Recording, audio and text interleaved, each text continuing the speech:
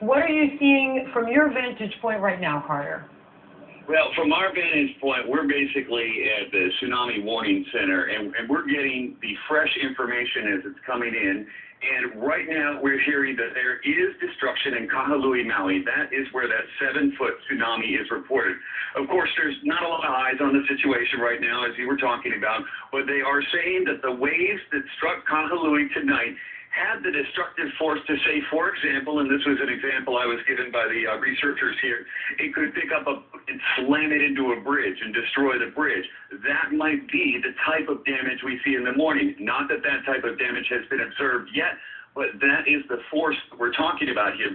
Another really interesting phenomenon, and I know you were looking at that whirlpool too, it's just to see something like that. They're talking here about this tsunami energy bouncing around the Hawaiian Islands right now. So if you can imagine these waves striking the Hawaiian Islands, wrapping around an island, redirecting the wave to another direction, bouncing off another island, coming back, crashing into other waves.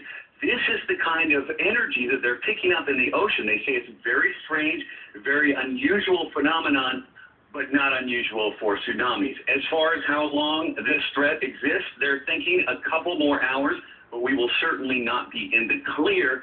They're considering within a couple hours removing the tsunami warning. Carter, and best advice, I mean, you've been part of this whole time. You were there on vacation, if I understand correctly, poor thing. What's the best advice that you're hearing from the authorities there on what people should do? I'm sure they assume one wave's come in and maybe now it's time to go back out, but that's clearly not the best advice. That is absolutely what you do not want to do, because we are still right in the middle of this now, with waves striking about every 15 minutes.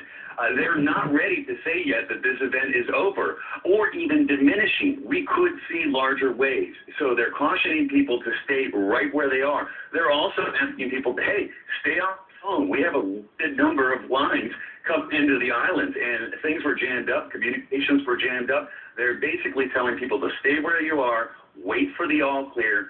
Don't go back and experiment. If you look at the ocean and it looks calm, it may be deceiving. You could see the ocean receding back, and another wave could come in about 20 minutes or so. All right, Carter Evans, you've been a great resource. You're doing a great job. Stay safe. We will continue to check back in with you as things develop. Sure. President Obama